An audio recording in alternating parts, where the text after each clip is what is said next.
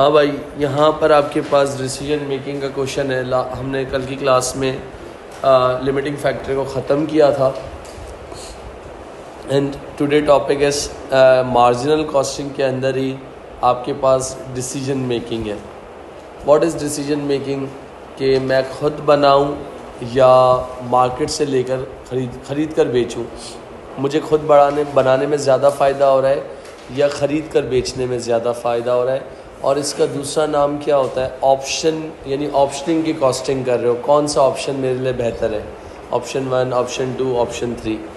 And this is a part of marginal costing and this is a last part of costing बेटा। इसके बाद हमारी costing अल्हम्दुलिल्लाह complete हो जाएगी। Here is the question number 1। क्या कहा हुआ है क्वेश्चन नंबर 1 में? मई 2008 पेपर 23 आपके पास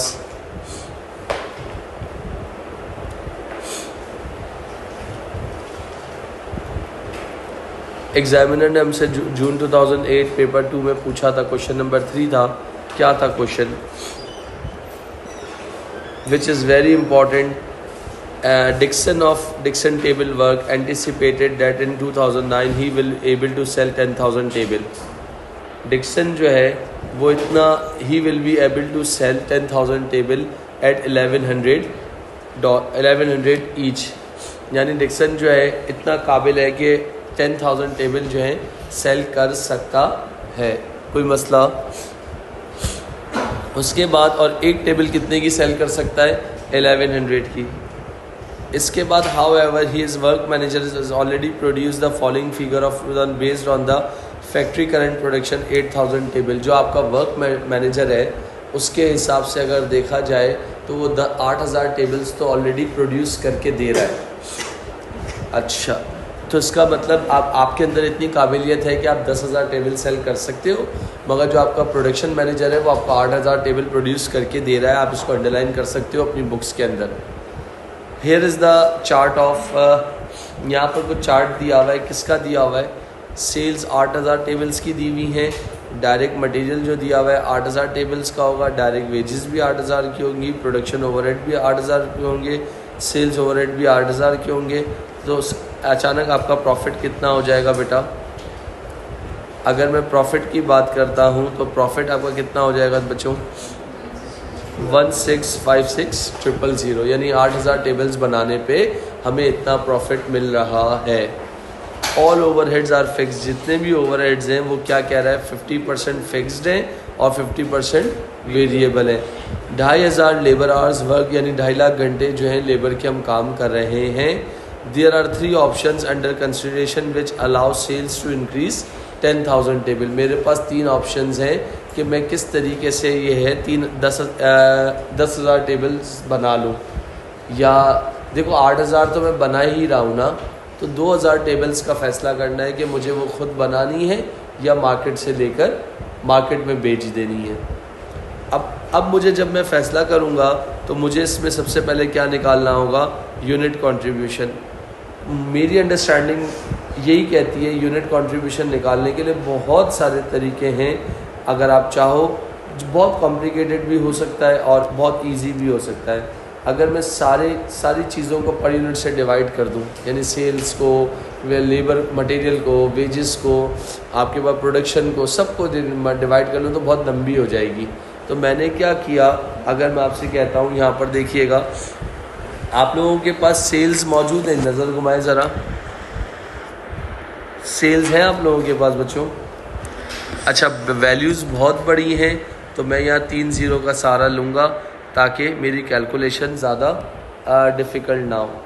सबसे पहले अगर मैं रेवेन्यू की बात कर रहा हूँ तो रेवेन्यू कितना था मेरे पास? 8,000 टेबल्स हैं विच इज़ 1100, तो ये बन जाएगा 88,100,000। तो मैं 1000 नहीं लिखूँगा, 3 0 नहीं लगाऊँगा, ऊपर मेंशन कर दी है मैंने। फिर उसके बाद मैं क्या करूँगा? लेस मार्जिनल कॉस्ट, या आप उसको अपनी लैंग्वेज में क्या कहते हैं भाई? Variable cost. जो आपको इजी लगता है, जो आपको अच्छा लगता है, आप वो यूज़ कर लें। अगर वेरिएबल कॉस्ट की मैं बात कर रहा हूँ तो मेरे पास यहाँ ओपनिंग इन्वेंट्री वाला कोई चक्कर नहीं है। सबसे पहले क्या आ गया? डीएम कितना दिया हुआ है मेरे ख्याल से? 1024।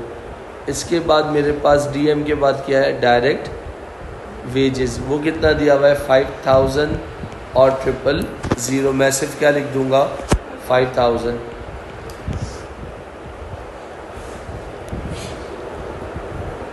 डीएम के बाद मुझे क्या दिया हुआ है चेक कर सकते हो, प्रोडक्शन ओवरहेड्स। अब प्रोडक्शन ओवरहेड्स का मतलब क्या हो गया, इसमें 50% फिक्स्ड भी है और 50% वेरिएबल भी है, मानते हो इस बात को?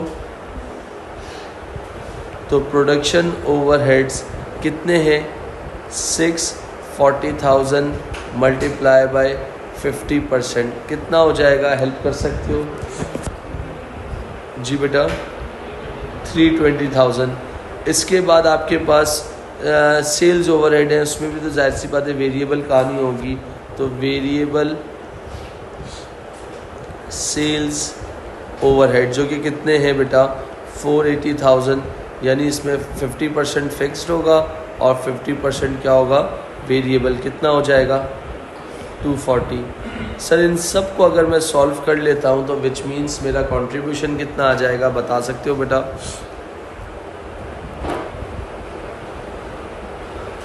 6584 आई थिंक 6584 यही है बेटा। तो ये आपके पास क्या होगा, जिसको आप अपनी लैंग्वेज में क्या कहते हो, total variable cost of production या marginal cost of production. Sales में से अगर आप वेरिएबल कॉस्ट माइनस कर देते हो तो आपके पास क्या आ जाएगा, सेल्स में से आप वेरिएबल कॉस्ट माइनस कर देते हो, क्या कह रहे हो बेटा? 2216,000 यहाँ तक हो गया, टोटल कंट्रीब्यूशन हो गया। अगर मैं टोटल कंट्रीब्यूशन को डिवाइड कर लेता हूँ किससे, नंबर ऑफ़ यूनिट से, तो नंबर ऑफ़ यूनिट्स मेरे बच्चों कितने दिए हुए हैं 8,000 ना, मेरे ख्याल से यही दिए हुए 8,000।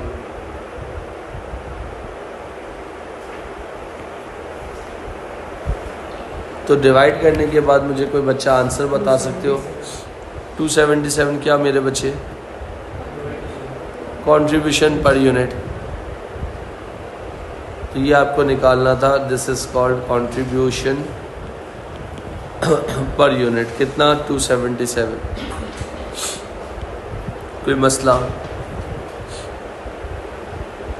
अब मैं इन सब को अगर जैसे सेल्स को डिवाइड कर लेता यूनिट से, डीएम को डिवाइड कर लेता, डायरेक्ट वेजेस को कर लेता, प्रोडक्शन ओवरहेड को कर लेता, वेरिएबल सेल्स ओवरहेड को कर लेता, तो मेरे पास आ जाता total variable cost per unit. Sales में से total variable cost per unit निकालता, मेरे पास क्या आ जाता, ये कंट्रीब्यूशन पर यूनिट आ जाता। बहुत सारे तरीके थे करने के, यहाँ तक कोई मसला?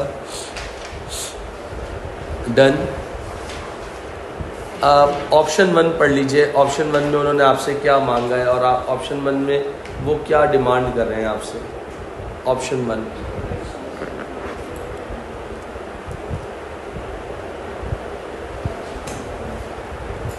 22 मार्क्स का है, क्या बनाना है आपको?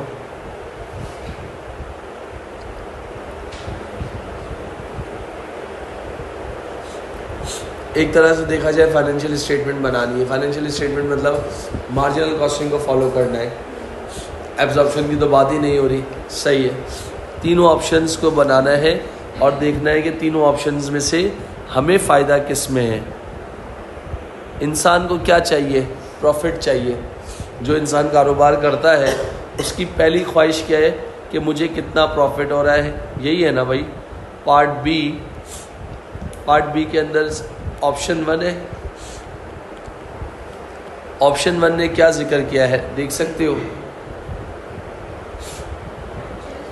बोले कि जो 8,000 तो हम बना ही रहे हैं, पर 2,000 जो टेबल का शॉर्टफॉल है वो बाहर से ख़रीद लेते हैं।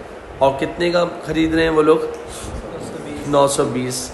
तो मेरे बच्चों जब आप ये चीज़ कर रहे हो, यानी बाहर से ख़रीदने वाला ऑप्शन है, तो जब आप कोई चीज़ बाहर से ख़रीदोगे तो आपको कोई सेल्स या कोई चीज़ आपकी लगेगी, जब आप कोई चीज़ बाहर से प्रोड्यूस करोगे तो डायरेक्ट मटेरियल चाहिए होगा, लेबर चाहिए होगी, मतलब कुछ भी नहीं चाहिए होगा ना, चाहिए, सही है। सेल्स कितनी है जाके देखें, 2000 यूनिट्स मल्टीप्लाई बाय, नहीं मेरा बच्चा, हमें तो फैसला तो 2000 यूनिट्स पे करना है ना, 8000 का तो प्रॉफिट ऑलरेडी क्वेश्चन में गिवन है। सही है बेटा, 2000 इंटू 1100 मेरे ख्याल से 22 लाख बनता है, तो मैंने कर दिया 2200। डन, कोई मसला तो नहीं है मुस्तफ़ा बेटा? जी बेटा, बेटा 1100 is your selling price, question में गिवन है, बिल्कुल टॉप पे पहली लाइन में। 10,000 टेबल एट 1100 ईच। फिर आप क्या हेडिंग डालेंगे, लेस वेरिएबल कॉस्ट, कुछ भी नहीं होगा ना, तो डायरेक्ट क्या लिख देंगे, परचेजेस, कितने यूनिट्स परचेज किए, 2000 इंटू 920, हेल्प करोगे कितना आता है,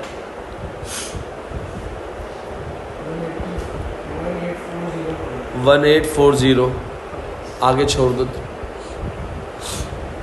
इसके बाद मटेरियल तो नहीं आना, वेजेस भी नहीं आना, फिर नीचे आपके पास क्या लिखा है, आपके वेरिएबल प्रोडक्शन। वेरिएबल प्रोडक्शन कितना है, 640,000 था अगर देखा जाए, यहाँ थोड़ा समझ लेना भाई प्लीज़। वेरिएबल प्रोडक्शन ओवरहेड कितना था, 640,000 था ना, तो 640,000 का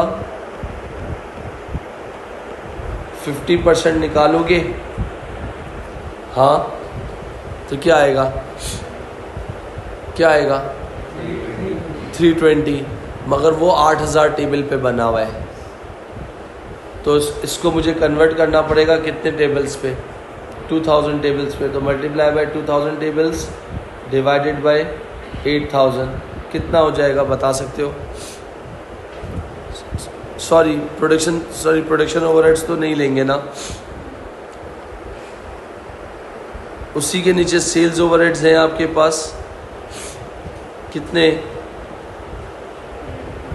480,000 का अगर आप 50% निकालते हैं तो 240 आता है, वो आपका 8000 टेबल्स का बनता है, तो आपने उसको 2000 मल्टीप्लाई डिवाइड बाय 8000 कर लिया, तो आपके पास जो 2000 में जो सेल्स ओवरहेड्स लगेंगे वो कितने लगेंगे, कितना आ रहा है चेक करें, 60,000।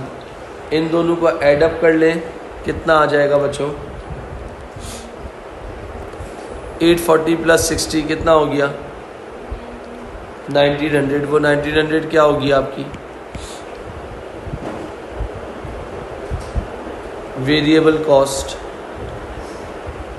यहाँ तक क्लियर बेटा? और उसके बाद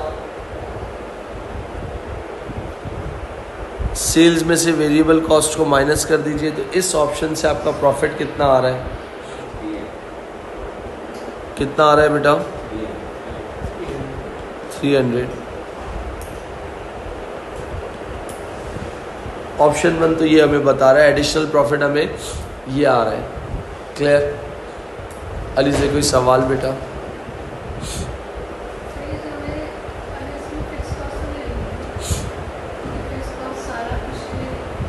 उसमें लगा चुके हम 8000 पे, हम सारी फिक्स कॉस्ट लगा चुके हैं,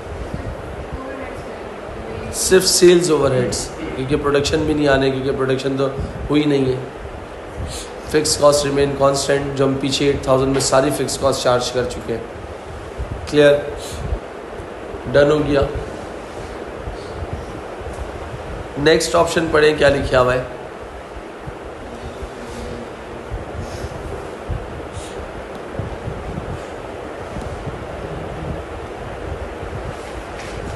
वो कह रहा है lease and new improve machinery at a cost of 2,60,000 for the year. नई मशीन लो, लीज पे लो, बहुत बेहतरीन मशीन है, 260,000 for the year.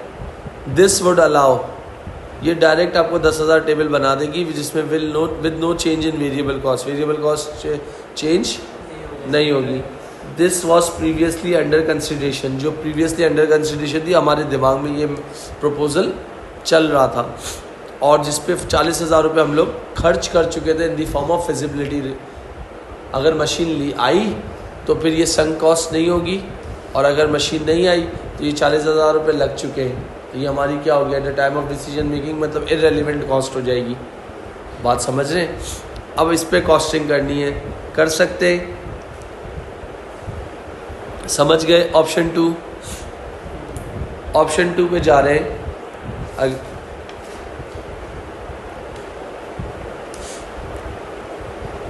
Option number 2, again आपके पास कितने ऑप्शंस होंगे? 3 ऑप्शंस थे ना।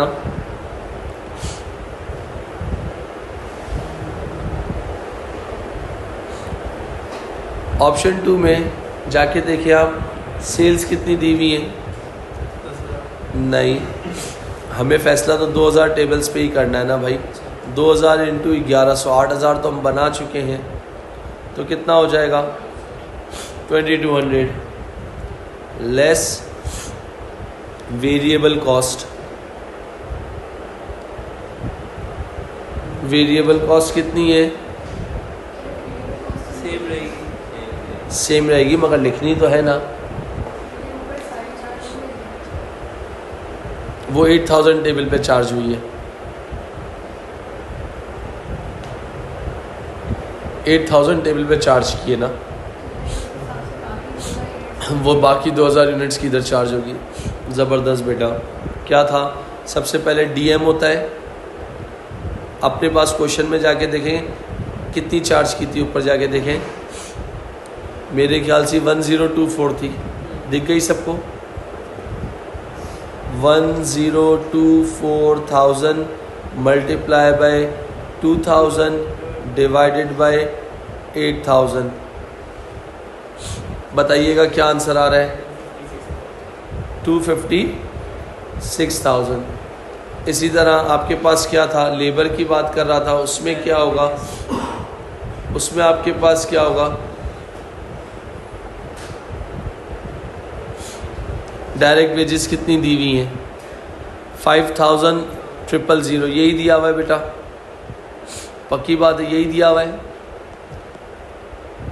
और कोई चेंजिंग उन्होंने कही है? Direct wages 5,000 multiply by 2000 divided by 8000, कितना होगा बेटा? 1200। डन हो गया क्या बेटा?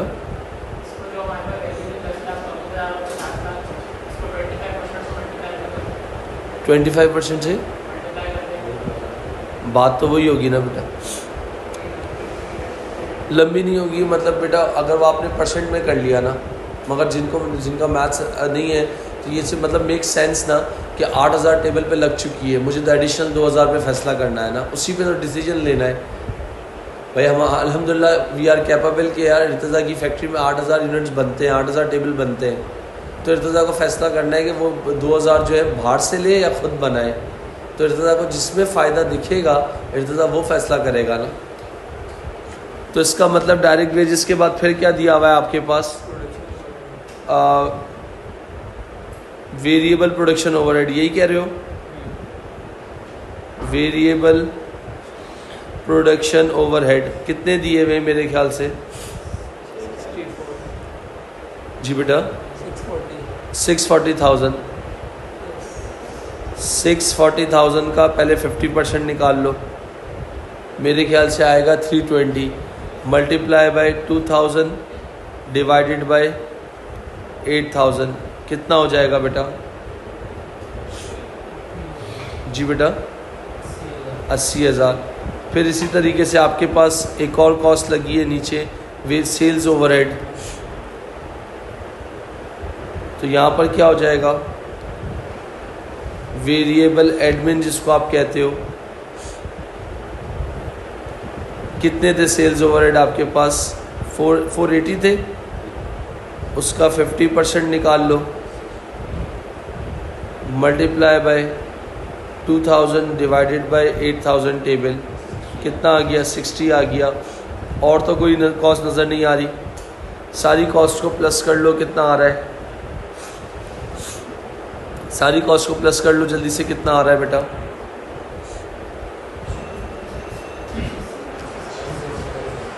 तो वो इसको क्या कहोगे आप? Total variable cost of production कितनी बता रहे हो आप? 1646। सेल्स में से ये माइनस कर दो तो आपके पास क्या आ जाएगा? कंट्रीब्यूशन कितना बेटा? 550। फिक्स कॉस्ट लगी है कुछ एडिशनल फिक्स कॉस्ट? 2,60,000 रुपये।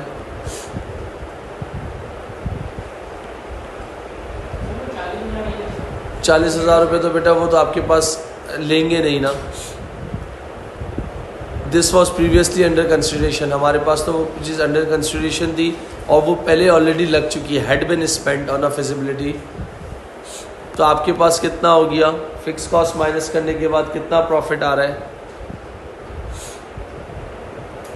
फिक्स कॉस्ट का माइनस करने के बाद कितना प्रॉफिट आ रहा है? 294। तो इसका मतलब अगर ऑप्शन 1 और ऑप्शन 2 को देखा जाए तो ऑप्शन 1 बेहतर है, मगर ऑप्शन 2 बुरा भी नहीं है। $6 का फ़र्क आ रहा है।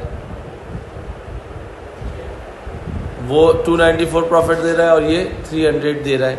यहाँ तक क्लियर? मेरा बेटा कोई सवाल आ रहा है तो पूछ लीजिएगा बेटा। जी बेटा।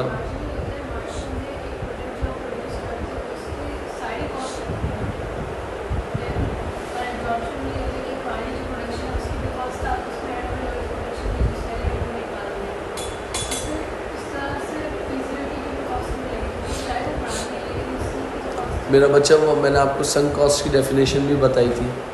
At the time of decision making हम इसको अपने पास एक्सपेंस आउट कर देंगे, क्योंकि इसका तो डिसीजन मेकिंग के वक्त 40,000 का कोई काम ही नहीं है ना बेटा। At the time of decision making ये 40,000 मेरे लिए इररेलेवेंट है, तो मैं क्यों उसको कंसिडर करूँगा? कुछ भी नहीं, इग्नोर करेंगे इसको। फिर उसके बाद आपके पास तीसरा ऑप्शन क्या है? तीसरे ऑप्शन में आपने क्या किया? अच्छा ऑप्शन सेलेक्ट किया है। वो कह रहा है कि आपके पास एग्जिस्टिंग जो आपके पास मशीन है ना, उसी को आप लोग यूज़ करो और एक नई चीज़ निकाल दो इसके अंदर जो एडिशनल 62,500 आवर्स और काम करेंगी। Wage rate for this shift would increase by 15% to take his account on unsocial hours to be worked। थोड़ी सी वर्डिंग्स डिफ़िकल्ट दी हुई हैं। वो कह रहा है कि अपनी एग्जिस्टिंग मशीन को यूज़ करो, क्योंकि सवाल में कहा था कि वो इतनी कैपेबल है कि वो 10,000 यूनिट्स बना सकती है। मगर आपने वर्क मैनेजर ने कितने यूनिट्स बनाए? 8,000 बनाए। ज़ाहिर सी बात है अगर आप लेबर से ओवर काम लोगे तो वो आपके अगेंस्ट चला जाएगा। तो इन्होंने बोला आप लोग नाइट शिफ्ट लगाओ और जो एडिशनल 62,500 घंटे लगाओ, this is called over time. Labour को ओवर टाइम दो, आप उसी पैसों में काम करवाओगे तो वो नाराज़ हो जाएगी, वो आपका काम सही नहीं करेगी। आपने एक्स्ट्रा आवर्स लगा दिए, एक्स्ट्रा वर्किंग आवर्स यानी नॉर्मल वर्किंग आवर्स ख़त्म हो गए, आप उनको मोटिवेट करो, एक्स्ट्रा वर्किंग आवर्स दो और उनको बोलो कि भाई हम आपको एक्स्ट्रा पैसे देंगे, आप ये प्रोडक्ट बनाओ। तो जाहिर सी बात है वो मोटिवेट भी होंगे, वो खुश भी होंगे और वो काम भी करेंगे। फिर उसके बाद उन्होंने लिखा हुआ है also additional staff needed would have to be trained at cost 50,000, this cost will be absorb in 2009। जब आप जब उनको कुछ जो एडिशनल स्टाफ होगा ना, तो उसको क्या करोगे? ट्रेन करोगे। जब ट्रेन करोगे तो उस पर कुछ ना कुछ फिक्स कॉस्ट देनी पड़ेगी। तो कोई बात नहीं, अगर हमें फ़ायदा दिख रहा है तो हम ये भी बर्दाश्त करेंगे। तो ऑप्शन 3 पे जाए, आए ज़रा। सेल्स क्या होंगी आपकी ऑप्शन 3 के हिसाब से? रेवेन्यू कितना दिया हुआ है? 2000 इंटू 11, तो कितना आ जाएगा आपके पास?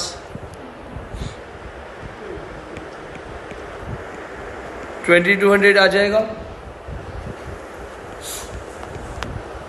फिर उसके बाद आपके पास, अगर मैं आपसे स्ट्रेट बात करता हूँ, उसके बाद क्या करूँगा, less variable cost, direct material में कोई चेंज होगी, डायरेक्ट मटेरियल कोई चेंज होगा, मना किया था स्टार्ट में ही कि कोई चेंज नहीं होगा, सिर्फ इतना चेंज होगा 1024,000 था, multiply by 2000 divided by 8000, same जो ऑप्शन 1 में था वो ऑप्शन 2 में था, वही ऑप्शन 3 में ट्रांसफ़र हो गया। डन। यहाँ तक कोई मसला बेटा? फिर उसके बाद वेजेस को इन्होंने क्या कहा था, बढ़ाने का बोला था, इस बात को आप मानते हो? कितने परसेंट बढ़ाने का बोला था? 15% ना। तो इधर देखिएगा प्लीज़ बेटा, अगर मैं इसी वैल्यू का, अगर मैं इसी वैल्यू का 15% क्या कर दूं, बढ़ा दूं, यानी 115% कर दूं, यानी डायरेक्ट वेजेस का जो कि कितनी आई थी 1250,000 मल्टीप्लाई बाय 115%। सर 115 क्यों कर रहे हो? 15% बढ़ाने का बोला था, तो मैंने डायरेक्ट 115 कर लिया। तो कितना आ जाएगा, हेल्प कर सकते हो?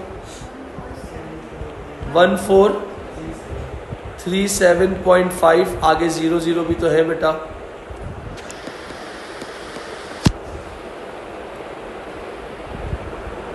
डन। इसके बाद वेरिएबल प्रोडक्शन ओवरहेड कोई चेंजिंग नहीं होगी, वही ऑप्शन 2 वाली चार्ज हो जाएगी। कितनी है? 640,000 multiply by 50% multiply by 2000 divided by 8000, कितनी? 80। वेरिएबल सेल्स ओवरहेड कितना है आपके पास?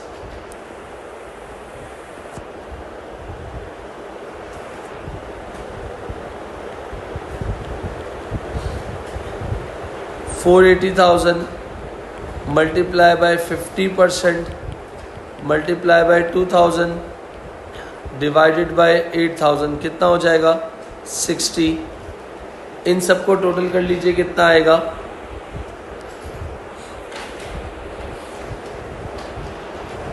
उसको आप क्या कहोगे? Total variable cost of production. कितना आएगा बता सकते हो? 1833 पॉइंट। तो इसके बाद माइनस करने के बाद क्या आ जाएगा? कंट्रीब्यूशन। जी बेटा गलत बता रहे हो बेटा। 366 लेस फिक्स कॉस्ट कितनी है? एडिशनल फिक्स कॉस्ट जो एम्प्लॉय ट्रेनिंग कॉस्ट है वो कितनी है? माइनस करने के बाद प्रॉफिट कितना आ रहा है? जी बेटा 316 आ रहा है। अगर देखा जाए तो कौन सा ऑप्शन अच्छा लग रहा है? 3। क्या मांगा है लास्ट पार्ट के अंदर? State which option should be accepted giving one advantage and disadvantage of that option. यानी कितने मार्क्स हैं?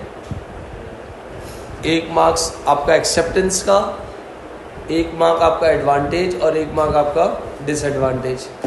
तो क्या लिखोगे बता सकते हो? जी जी बेटा।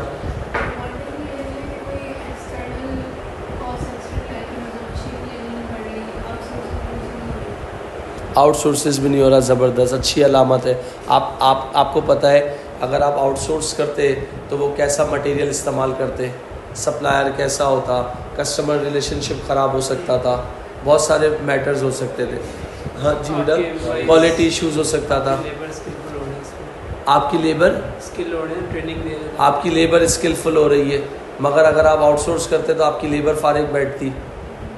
तो आप इसमें क्या लिखोगे? लिखो जरा जल्दी से। Option 3 should be take, option 3 should be accepted. Option 3 should be accepted.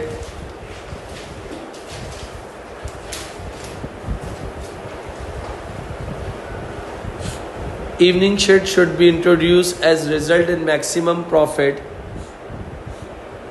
Option 3 should be accepted. Evening shift should be introduced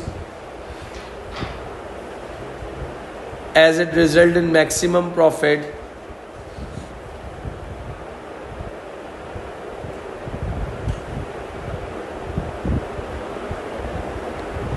फिर इसके बाद there may not be teething troubles, there may not be teething troubles and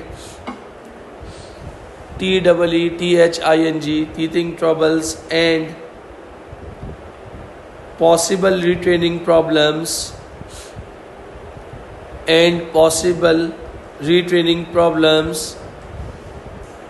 due to use of existing labor.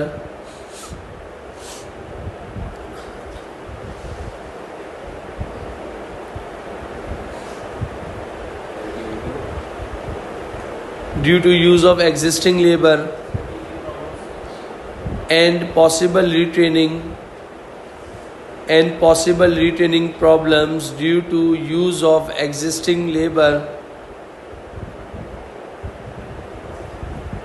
However, setup costs for evening shift may be relevant.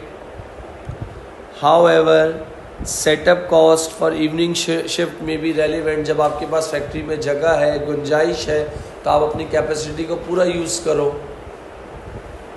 However, setup cost of evening shift may be relevant. Full stop. Overwork by the employees may